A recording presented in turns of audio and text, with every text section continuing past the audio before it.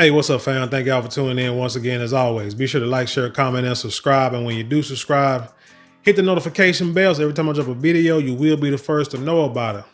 So I came across this story. It has actually been covered or popped up on my news feeds maybe a few times in the last couple of years. And it talks about how women own more houses than, single women own more houses than single men. And you read the article and it big up women, which is great. Home ownership is supposed to be the American dream, right? Because it's the beginning of generational wealth.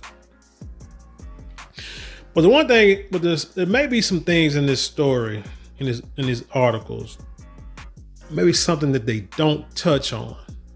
But I'm gonna go through this article and hit a couple of more and give my own personal take on it as to why this may be the case, why more single women have houses than single men. And you can tell me if you agree with it or you don't. If this article involves you, like if you're a single woman or you're a single man, chime in, tell me why you do or don't have a house, and compare it to friends of yours who may be single and why they do or don't have houses. But let's get into it. Let's start out. This is from apartmenttherapy.com, and it says it's official. Single women own more homes than single men. Now, this article was published on February 1st of 2024. So let's get into it, y'all. Although the gender wage gap in the United States is still frustratingly real, it seems like single women have managed one major win over the single male counterparts: home ownership.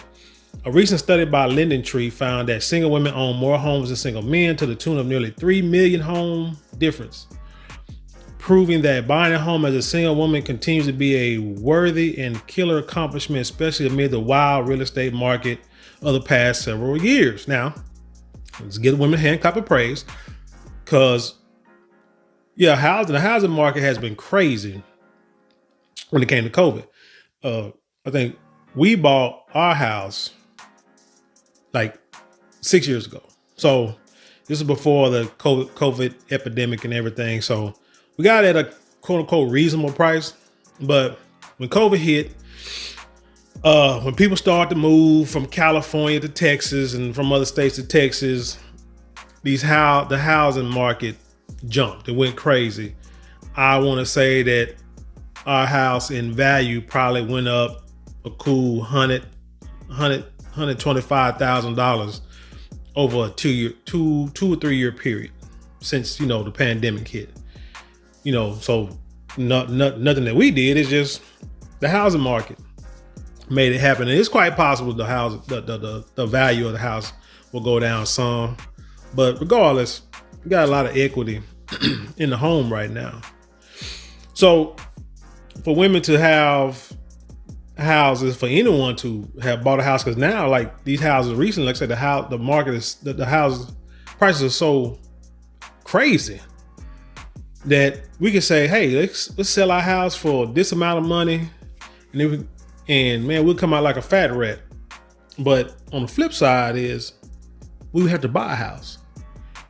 And if y'all don't know the way equity works, I think you have to buy a house equal or greater value in order to actually fully be able to use your equity to move to the next house. But I could be wrong, but I think that's what I read. So anyway, if you got a house, that's great. Like I said, the housing market, the prices are skyrocketing. So if you able to afford a house and you single, man, that is crazy. According to the study, single women home buyers have 10.95 million homes, while single men own 8.24 million, with roughly 13% of those women holding the titles to their homes, compared to around about 10% of men. Given that women still earn on average 82 cents to every dollar a man earns for the same exact work, these stats are no small potatoes when zooming in and looking at the bigger picture. And really, it's not telling a full, truthful story of what is actually being portrayed in this article. For instance, when you say home ownership, in my book means you own the house. I don't say I own the house. It's we're paying a note on the house. Once you pay the note off, you own the house. Now people might say, well, you still got to pay taxes even after you have the title. Actually, you're paying taxes on the land. You own the house. Now, if you stop paying taxes and they say they're going to repossess the land, if you by some chance can find a way to lift that house up and move it somewhere, by all means, it's yours. But since you can't, or if you can't, whatever's on that land that cannot be picked up, you can't keep. So whatever you can pick up and take with you, that's great. So that house, you're not going to be able to move the house. So technically you own the house, but you don't own the land, which is, but say it is what it is. So the thing is, like I say, if you own the house, that means you own it. Like I say, you own the title to the house. If not, you paying a note on it, and you got this crazy 15 to 30 year note, which is crazy and outlandish, but that's just the way it is. If you get your low interest rate, that's great, because that way you can pay it off sooner. With the higher interest rate and with these housing prices, it don't take that much of a percentage to jack your prices up. I mean your monthly payments up by hundreds or even thousands of dollars. Okay, so back to, say 13% of women hold the titles to their homes, which means the house is paid off. What this article is not saying, and I don't want to jump the gun, but I'm going to have a feeling that what they're not speaking about is a lot of times, one, when you have women that have titles, they bought a house with a spouse, their husband passed away. We know women live longer than men most of the time. And when the man died, the woman, insurance, whatever the case, will, whatever money, you got life insurance, they get that money. House can be paid off, depending on what kind of mortgage they got. If the spouse died at a certain time, the house is paid off. So then the woman has the house. Another factor that's not being considered is divorce. And I can use my own personal story where with me and my first wife, we had a house, a nice house, suburban Dallas. Was 4 bedroom, 2-car garage, nice neighborhood, nice neighbors, quiet, good schooling, this, that, and the third. After the divorce, my ex-wife got the house. So now, single woman has the house. Me, I'm living in a 1-bedroom apartment with no furniture, blow-up mattress, living out of cardboard boxes and tubs, trying to get back on my feet, living on 401k loans, investments, and investment money, all that stuff. Had to start over. But the ex, she didn't have to start over. I mean, she had a degree, she making good money, she can afford to pay for the house.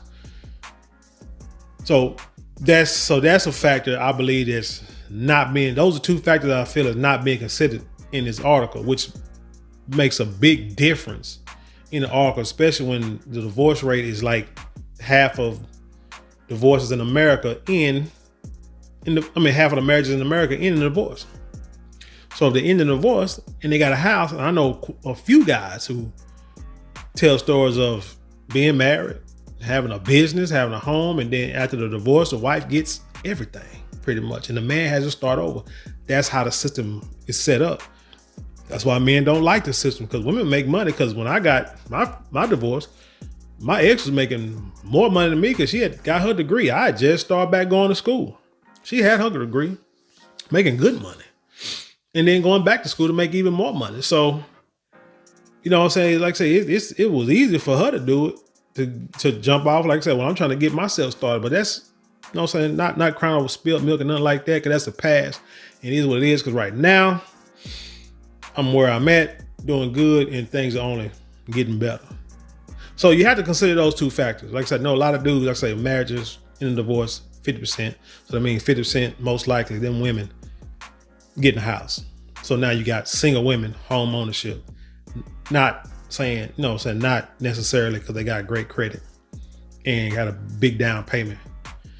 And while single women are scooping men across the country, some states show a larger home ownership gap than others. For instance, 15.34% of owner-occupied households in the state of Delaware are owned by single women, 5.89% points higher than the share of homes owned by single men. After Delaware, Louisiana, and Mississippi have a high single women home ownership at 15.19% and 14.84% respectively. For comparison, single men own 10.71% and 10.85% of owner-occupied households in the same state. So basically, like I say, it's talking about Linear Tree analyzed microdata for the census, research, divide the numbers, blah, blah, blah, blah, blah. So, I mean, it is what it is on that story there. Let's go real quick to the biz rate, because let's talk about debt, because a lot of times the question is like, who got more debt? That could play a big part in home ownership. But again, like I said, divorce and death would give women land. Hey, you watch the old Westerns back in the day, and the women have all this land. The husband built these vast ranches and businesses, and then they die, and the women get it.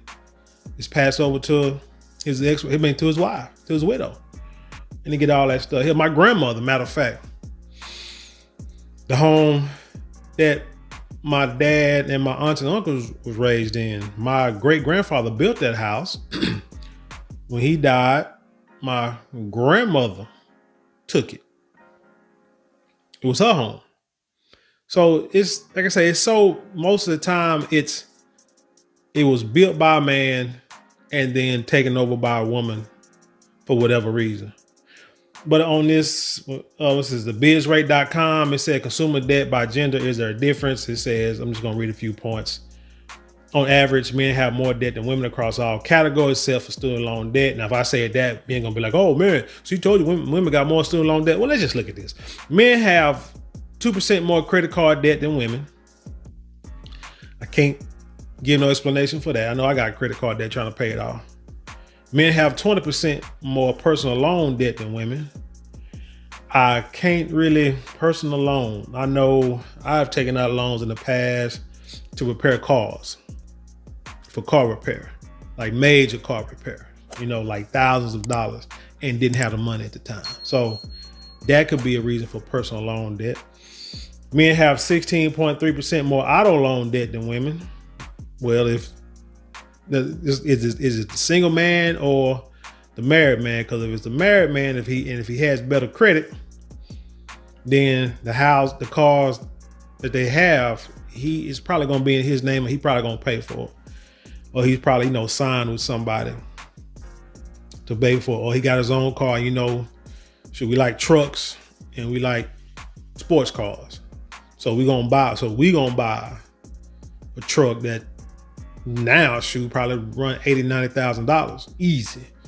Or Corvette, or Mustang, something, and something that's got some power to it. Or using these vehicles for work related or ranch related purposes. So you'll probably have more debt. And if you got a family, of course, because you got to have maybe a big truck, a van, drag them kids around. Men have 9.7% more mortgage debt than women. Now that's interesting. Now see, women supposedly have more houses. Now, is this again single men or married men and single women or married women? Because again, if it's in the family, then the man, if he's the breadwinner making more money, then the mortgage is probably in his name. Now, if he has a business and the business is fairly new, but they're making good money, most of the time the women, the house has to be put in their name, because the business, they can't factor that in what the man make, except after like a few years. It's crazy, right? But the man could be making more money, and the wife could be working for the man. You see, but it's crazy. Like I say, everything in this in this article, and these stats are not just black and white. Then it said women have 2.7% more student loan debt than men. So it's not like a great debt ratio when it comes to student loan debt. So again, like I say, this is just like an overshoot. And then you go with spending. Let's say food spending. Now here goes single. Now this is here about single men, single women. It says spending, type of spending. Food. Single women spend $4,400 a month compared to men who spend $4,800 a month. $4,400 a month compared to $4,800 a month for food. Housing. Women spend a little over $16,000. Single man spend like $15,000. Single man, like I said, I had a 1-bedroom apartment, real cheap, trying to start off, get things going. See what I'm saying? It said single women had like $16,000. Most likely they got the kids, but so they need more than 1 bedroom. Men, like I said, I had, like when I started, I had 1 bedroom, had 2 daughters. And when they stayed with me, I had a couch. Well, they would sleep on the blow up mattress. And then when my ex neighbor gave me a couch he had that was like a fold out couch with a bed in it. Put that in the living room, so when they came over, they had somewhere to sleep. You see what I'm saying? So I mean, men don't really do bare minimum. We have our kids sleeping on the doggone floor. But the mother, if she's like the primary caregiver of the child, then she's gonna need the best to do is like maybe 2-3 bedrooms. But I know y'all want to try to blame the man, but sometimes you got to blame the system, because the system is going to say that the woman has to have the kids, no matter what. No, unless the mother just say, I don't want the children. And there are women who say they do not want the children. Or there are some women who are, so off with drugs or homeless, can't get straight, can't get right. And then the father, if he fight, he can get custody a whole lot easier. Not saying the men shouldn't fight, because you should if it can't be an equal balance. But a lot of us don't know that and didn't know that back in the day. But now there's a whole lot more information out there that you can get that can help men get custody of their kids, at least equal custody, to minimize that child support payment. But then, child support put money in the court systems and everything. And we can go through that. Go to some of my earlier videos. I'll explain that pretty good. Apparel. Single women spend about $1,000 a month. Men spend a little over $800 a month. Well, women gonna buy more clothes. And I don't think a man gonna spend that much per month for clothes, especially if you like a industrial worker, man, because you buying Dickies and work boots, and that's it. Transportation, women spend $4,600, men spend $6,400. Yeah, what you got to say? Big trucks, big cars with big motors, you're gonna pay more for gas. Oh, if you're going back and forth to work 2 jobs because you got to pay child support, you're gonna pay more for gas. Healthcare, women spend $3,700 a month on healthcare, men spend $2,800 a month on healthcare. I can tell you this: women go to the doctor a lot more than we do. A lot more than we do. I'm talking about kids, wives, mothers. They go to the doctor a lot more than men do. In entertainment, women spend $1,600 and single men spend $2,100. So I'm wondering if the food and the entertainment, are they spending money on women when they go on dates? Do they calculate? Is that calculated into this chart? Then it say men invest more than women, and then it goes to a whole thing about Fair Housing Act and being discriminated against. But anyway, the point is, what I'm saying is, yeah, women may have more houses, but there are some factors that you have to consider, and they're not, and it's not in this article, and it should be. This is what I call like a false bit of information, like false information, because you leaving out key components. And I'm trying to click on this Lending Tree article real quick. Let's see. Yeah, and I don't see. I'm trying to see if there's anything here I can see real quick. I don't see it. Home. Let's say, with all that said, here we go. It is important to note that single women owning more homes than single men doesn't mean they're better off financially. Moreover, while some may assume that higher ownership rates are indicative that women are likely to disproportionately benefit from things like divorce, evidence doesn't support this conclusion. On the contrary, this might go against what I was saying. On the contrary, women are more likely to face long-term economic struggles after a divorce than men.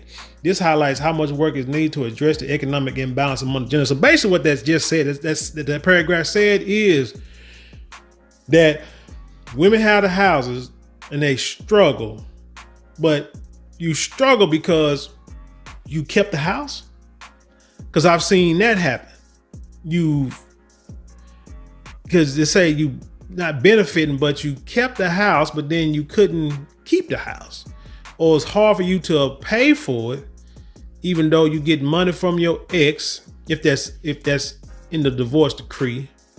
But if you're not getting money from your ex, and let's say you're paying child support or not paying child support, now you got a house, and it's hard for you to keep up the payments. Because it said it doesn't mean that they are better off financially, because they're not a lot of times. I've seen women that have struggled after a divorce, thinking they're gonna get all this money, get all these kickbacks, and it doesn't work that way. But in this paragraph, basically it's saying that women are struggling, but they have more houses. So what do they tell you? They need to probably sell the house and get back into an apartment, but they don't want to do it because, like I said, they'd rather take on long-term economic struggles after the divorce than men. Because men are going to, see, the thing about divorce is that men understand, I can build an empire.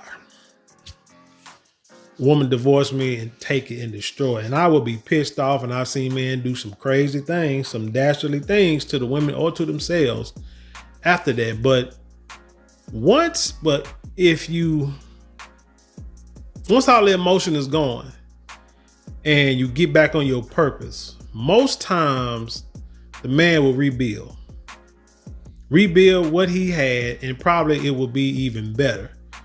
But the woman, if she was dependent on that man, it's going to be harder for her to build from scratch because she don't know how it works. So now she has to go through the whole process. And then what makes it harder is she has the kids. So she has to tend to her children. If she's a mother, in a good mother, in a righteous mother, she's going to tend to her kids and make sure her kids are taken care of in the immediate. So it's going to be harder for her to build something real quick. Harder for her to build something real quick. Plus, you're going to have to try to build something for the future. But that's life in America, y'all. So anyway, tell me what y'all think of this story. Like I say, man, give me some of your personal takes. I don't want to really hear an opinion, because I do stories and I hear a lot of opinions, especially from some women who don't agree with what I'm saying, or they got some smart tale to say about what the article said, and it doesn't match reality. It only really matches feelings. But if you are a single woman who owns a home, truthfully tell me how you got that house. If you are a single man with a home, truthfully tell us how you acquired the home. Don't use emotion when you explain it, period. So that way, because emotion is not going to help and teach people how to do something. When you tell people, hey, this is how I acquired it. Not saying it may work for you, but this is how I was able to do it.